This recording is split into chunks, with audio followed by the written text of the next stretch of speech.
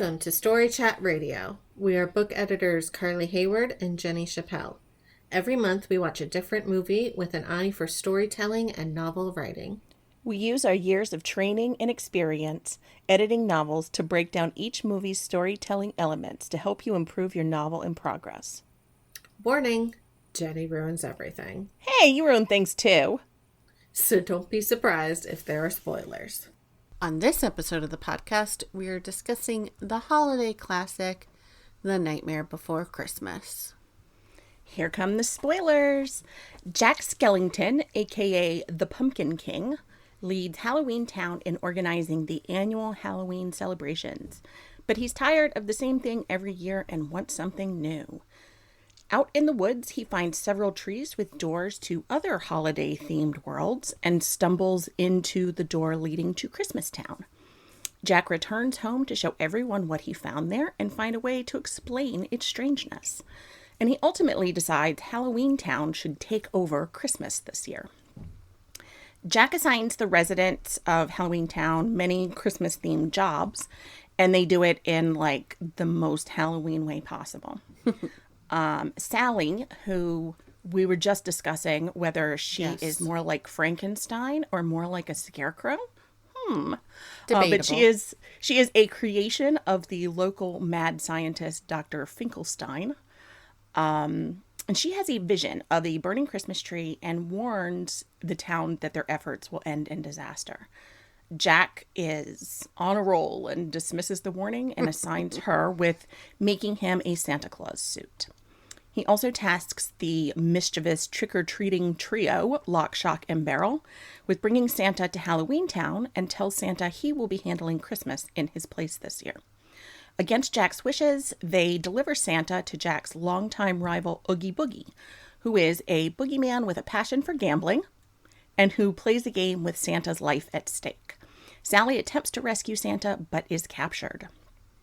Jack departs to deliver presents in the real world, but his presents frighten the humans because they are more like Halloween than Christmas, who contact the authorities, and the authorities shoot Jack out of the sky.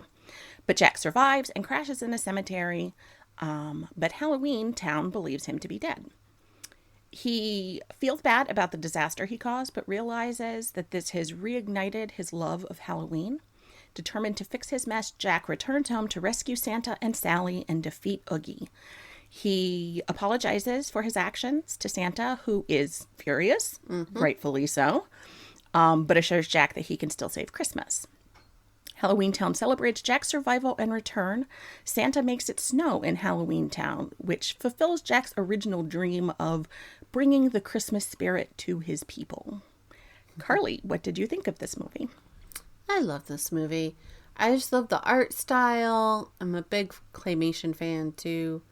But rewatching it as an adult, because I think it's been a while since I've seen it, man, does it get dark. Mm-hmm. Like, I know it's Halloween, but like the fact that everyone's okay with what the doctor does to Sally is really, really sad. Yeah. Like, he keeps her locked in a tower and tortures her, and everyone's just like, yeah, this is normal. Like, even for a scary, spooky place, it's just sad.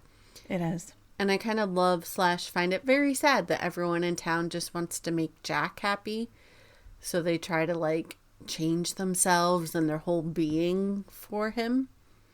But they can't fully do it and are still themselves, which I like. But it occurred to me, if you think about it in a really awful way, this is basically like the popular straight white guy going through a midlife crisis and trying to make the whole world change around him. And I really don't like that vision that I've created. So I'm going to ignore it and just move on. Anyway, this movie is great. What did you think? Okay, so I can see how you would get to that point with it, but I interpret it more as like I agree with you about him having a midlife crisis, but I interpret their behavior more as like, Jack's excited, so we're excited, and this is going to be fun.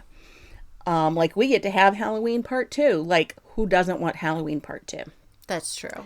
So I didn't necessarily see it as them trying to change themselves. I saw it more as them like trying to colonize Christmas, which is still just as sad. Just maybe that's worse. It might be. But if you don't think that much into the movie, thanks for that, Carly. You're welcome. Yeah, I love this movie. I do Yeah. love it. I've probably seen it 20 times. The lore, the aesthetic, the actors, the animation. Like, I always forget it's a Disney movie because it's such a weird film for them. I read that they expected it to flop, so they didn't really give it much of a chance in terms of the theatrical release. But then it actually sold really well, and it could have done better, but was pushed aside to make room for the other films they had planned, which I think was The Three Musketeers. Like, who cares about that now? Where's the merch for that? Weird. Yeah, so anyway, most cult films like don't do well in theaters, but this one actually did, especially considering that Disney didn't really give it a fighting chance. And then eventually, of course, Disney realized that they could start merchandising and sell it from Halloween through Christmas. So that definitely did not hurt, right? Yeah. All right, so we are just like obviously very pessimistic. It's a gloomy day here. That's what it is. It is. Okay, so the only other thing I will say is if you've never read the poem that the movie is based on, you definitely should, because that's a lot of fun. Is it just based on The Night Before Christmas? No, there's like a poem that's The Night Before Christmas. Yeah. Well, I want to read that. Yeah, totally should. Oh. What? So, I know, right? All right, so bringing this train back on track. What's something this movie does well that authors can use in their writing? Interiority. Woo. Woo. All right, so interiority, which I'm going to struggle to say. Totally. Just FYI, this whole podcast, we'll see how well it goes. But it is showing the character processing what's happening on the page. It's giving us insight into their inner world. So basically everything that starts within. Interiority, insight, inner world. Because we're in their head/minds. Get it? Oh, nice. Yeah. Thank you. I'm so clever. Anyway, so normally this is kind of a hard topic to cover with movies because interiority is really a lot less common in movies. It's still there, but is often very like hidden away or hard to pinpoint. And that just kind of shows how different books and movies are as a medium. So in movies, you have so much like visual storytelling that you can kind of rely on that to show different things, including like reflecting interiority a little bit, right. Which you kind of don't really need as much in a movie. Like an actor kind of portrays that interiority as much as possible, but really only physically. And they do it in a way that is easier than you could write that physicality. Right. And they could do like flashbacks that are a lot quicker, that don't interrupt the flow of the story as much. And they more so use imagery to kind of show how a character is feeling and why they are feeling that way. All of these things are very difficult to pull off in a book. But most importantly, a book is a very different medium that typically should be engaged with for longer than 2 hours. Right. And because of that, we're getting into a character's head, and that's way more important. Books rely on that character-reader relationship more than movies rely on that character-viewer relationship. With books, you need to understand the character to want to stay on the journey with them, but movies can kind of throw more explosions, basically, in for entertainment. The biggest thing is that movies really can't get into the heads of characters, which is why they have all of those other devices. It's kind of the failing of movies, while books can have that much closer intimacy. That being said, we picked this movie because it's a musical, and musicals are often all about interiority. Basically, the songs are all interiority. It's true. If you want to see interiority, listen to these songs. We learn so much about the characters, their feelings, their thought processes, their history, etc. through those songs. So right. there it is. It's true. Now I want to go and watch a whole bunch more musicals. I'm just going to start a musical kick now. Okay. Right. So interiority is about what's happening inside your character. inside your main character, usually. So this is your best tool to help the reader bridge the gap between what your character does and why they take those actions and make those decisions. There's a lot to take into account when you're building up interiority. So I do want to say that most authors aren't great at adding interiority on a first draft. This is something we say frequently on this podcast, is that a lot of these more difficult, more technical kinds of elements are going to be something that is often easier to do in revisions. So if you write a first draft and there's no interiority or very little, don't stress about it. It's pretty common. Totally fine. So let's break down exactly what interiority consists of. It helps if you have a little bit of knowledge about how humans experience events and interpret information. And this is like a total rabbit hole for me, so I'm going to try to rein it in. But fortunately, brain science has our back on this. When we interact with a stimulus in like a split second, our brains recall any experience we've had with something similar and creates a thought, which then triggers emotions that correspond with that thought. So those emotions then trigger the brain to release the associated chemicals that make us feel that emotion somewhere in our body. And it all happens so fast that we often aren't even aware of that process happening. So when it comes to breaking that down on the page, those are the elements that we need to see. We need to see thoughts, emotions, and then visceral feelings or body language. And I sort of make the distinction between those in terms of visceral feelings would be something that only that character would experience or be aware of. Body language would be something like an outward expression that other characters would be able to observe. Yep. So those three elements really help the reader connect with what the character is experiencing. And it helps us make sense of why the characters react the way they do. So like in the movie when Jack sings about being bored at the beginning with the routine in his life, this is largely showing his thoughts and connecting those to his emotions. So we see the body language through things like the shape of his little eye sockets changing to show facial expressions. How a skull's eye sockets can change is not something we're supposed to question, apparently. So let's not get into that, okay? No, thank you. Part of the function of the first scene in a book is to establish the baseline of these reactions for the main character in terms of their ordinary world and like everyday conflict, and connect these to their internal GMC, which stands for goal, motivation, conflict. We have a whole episode about that if you want to listen to that. Listen to that episode. Watch. Listen. Yeah. Anyway. So when you make that connection between their reactions and the GMC, it kind of helps set up their character arc. So it's doing a lot of different jobs in that first scene. So for Jack, that looks like at the very beginning, you know, they're singing about how awesome Halloween is. And then all the residents of Halloween Town are like showering him with adoration, and he's being very gracious. And we don't even realize right away that this is a conflict, but as he sneaks away, we start seeing that things aren't quite what they seem. And then that leads him to singing and thinking about his boredom, aka his internal GMC.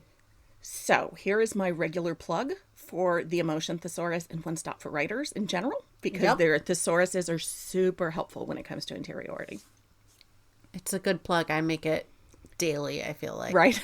All right. So exactly. I like to say interiority is basically the why of everything. It's why your character reacts a certain way. It is the context behind their actions. So I love that like explanation of the brain chemistry. Now when it comes to POV, aka point of view, interiority is incredibly important. If you ever get the advice to like dig deeper, what they usually mean is that we need more interiority in a certain section. It means that we need to understand why your character is acting a certain way, what has triggered their response, and why is it the way it is. Is their heart racing because last time they were in this situation somebody got hurt? Things like that. And this is why it is so important to take your POV into consideration. So a deep POV is going to have more interiority because we're closer to your character and digging deeper into their heads.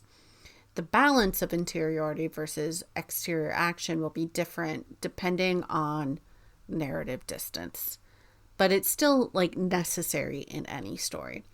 The deeper the POV, the more interiority we'll have. So this is easy to see in like deep third person and first person perspectives. Whenever you get a little glimpse as to the why of something, that's usually interiority. But in omniscient, it can be a little bit harder to see and to weave in naturally. Often it will come from the narrator kind of telling the reader why a character is so upset or reacting a certain way instead of hearing their thought process. We're being told it from the omniscient narrator's perspective, what the context is. But you tend to get less of it the further away from the character we are. So you need to always strike a balance between interiority and action. I like to say that interiority, there we go. See, I can't say It's your first time. It's your first time slipping up, though. That was good. Thank you. You got this far. I got this far. What are we, 15 minutes in? It's fine. Interiority is often like the good telling. So you can slip into it really quickly and succinctly to give your reader a like quick and dirty explanation of the why of an action. It can be as simple as like, quote unquote, the last time they were here, so-and-so died. And that's good telling. Or it can be more complex as a character is like organizing and processing their thoughts, especially in the reaction phase of a scene, which you can see on our scene structure episode. At that point, you can just take time to really dig into things like Sally does when she has a very long solo song. Yeah. POV makes a big difference in how you approach interiority. And kind of part of that, or similar to it, is the narrative voice.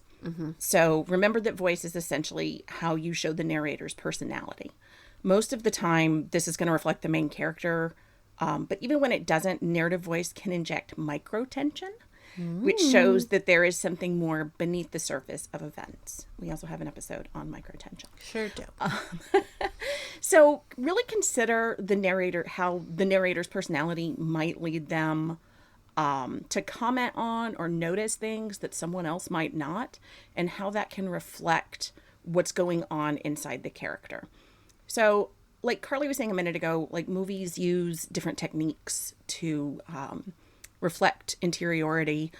Like if we're talking about overt interiority, sometimes they use voiceover to show that, which if you've listened to our other episodes, you may know that I am generally not a fan of voiceover. No.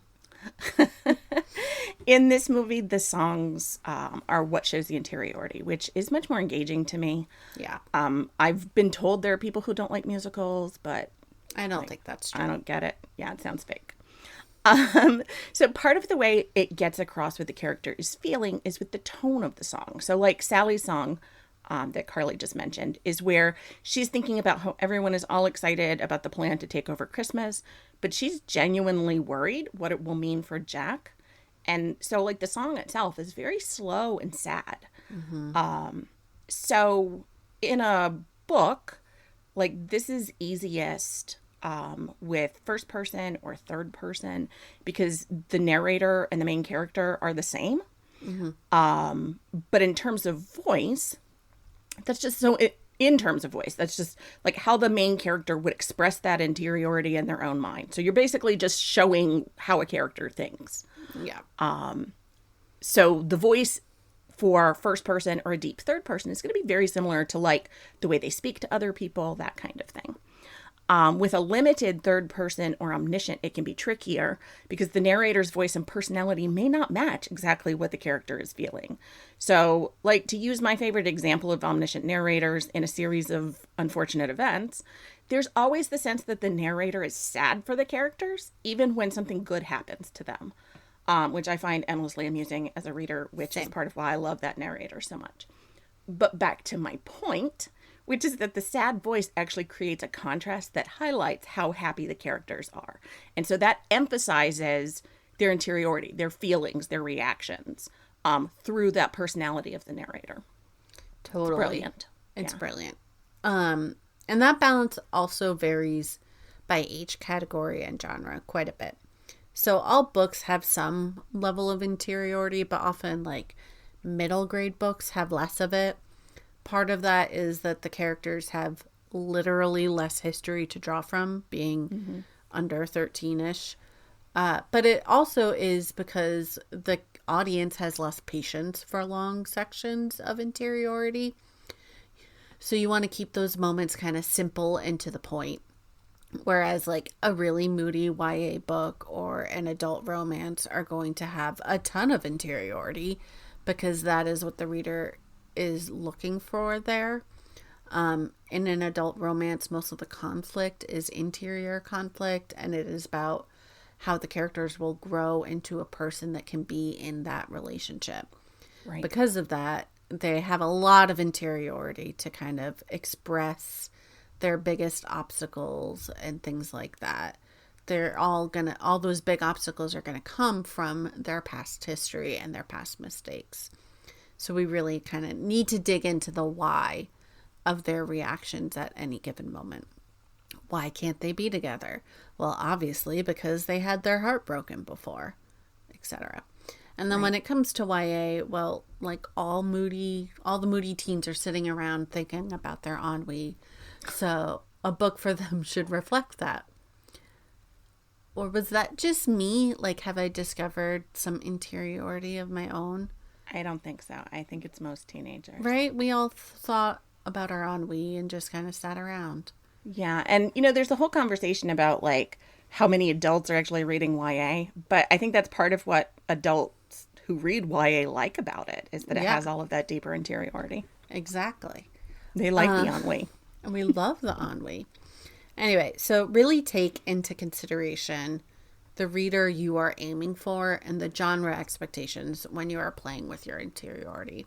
Yeah. So in this movie, basically all of the interiority is put into song, and that's because it's a family movie. The adults want that context and insight, while the kids will be a little less interested. So the movie disguises the interiority in like catchy tunes that a kid will enjoy while the adult gets that juicy context to mull on. It is like the perfect balance so that they can appeal to their different audiences. Right. A genre that is more based in high octane action might have less interiority, or it may pepper it in throughout and kind of focus less on the reaction part of a scene where the character processes all that has happened. Or maybe you'll find you really need that kind of break in action to give readers that up and down energy and momentum. So just make sure you're really finding time and small moments to connect your reader to your character and give us that context. Yeah. So when we're talking about like the balance of interiority versus like exterior action, what we're really talking about here is word count. So like how many words are you using to explain what's going on inside versus what's going on outside? And that's kind of what's going to change based on all of these different elements. Beyond that balance of internal and external, you also need to think about show versus tell, which is something you mentioned a little earlier, Carly.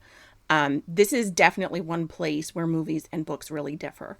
It's generally a lot easier for movies because the actor's whole job is to make sure that the viewer understands what's going on inside them through their actions and nonverbal communication. Or in this case, the animators. Again, I am not getting into the logistics of how skull eye sockets move. But this movie does do some other really interesting things, like the mayor having different faces for his different emotions. Yes. But for books, it's up to the author to make sure that like that nonverbal communication is coming across. It's really tempting to skip over interiority in the name of show not tell, but those reactions are super important. So it's really about considering what you need to show versus what you need to tell. Showing is really about detailing what's happening in real time. It takes a lot of words to do that. Telling is summarizing and should take fewer words when it's being done well. So my guideline for showing and telling is to show what will have an impact on the reader, and tell things that the reader needs to know for context and or to understand what's happening, but won't necessarily have a big impact on them. So when it comes to interiority, that means we generally want to summarize slash tell most thoughts and emotions.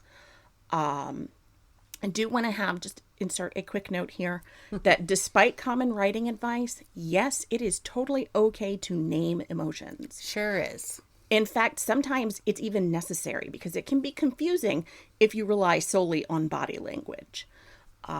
So my best advice for this, for how to name emotions without it just coming across as like she was sad, is to wrap that name of the emotion with a body language or visceral response. So that's where you want to focus your showing effort and word count, on the body language and visceral responses and how that leads to the character expressing their reactions through dialogue, external action, etc. Because that's the part that is going to impact the reader the most. So that's where we want the narrative to focus. Again, this is a guideline. You can absolutely use a well-placed word or short phrase that quote unquote tells and has a lot of impact. That's almost always a result of having built up to that point with showing. In an omniscient point of view, you can show these reactions from secondary characters as well. But be really thoughtful about how and when you do that, because it can still come across as head hopping and be jarring for readers. When you're writing in a limited point of view, or a deep point of view, you can still hint at secondary characters' interiority by showing their external reactions, like facial expressions, gestures, posture, etc.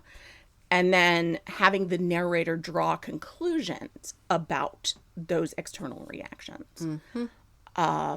So basically, all characters need to have some hint of what's going on inside of them, but how you show it might change depending on all of these, whether they're main characters, secondary characters, if we see their point of view, if we don't, all of that kind of stuff.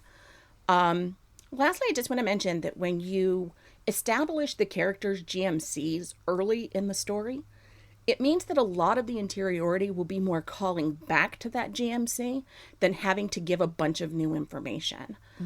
So another reason it's important to start establishing that in the first scene even. And that really helps with that balance of showing and telling too. Yes, exactly. And finally, you want to make sure that the interiority reflects the character arc throughout the story. So the interiority needs to change as your character grows or changes. They should be reacting less based on their history and more based on the conflicts that have arisen during the book. It is how you will show that they have grown. So when Jack realizes that he has ruined Christmas and he actually loves Halloween, we get a song that kind of shows that. He reflects on all he has done and how it has failed. In his reflection, he sees how he has changed and that he wasn't ready to give up on Halloween. So his interiority has changed with his character arc. We see that his responses aren't in reaction to his boredom anymore, but in reaction to how he is affecting others. So you want that interiority to reflect the new stimuli for your character as they grow and change. So what have we learned and how does that change their response?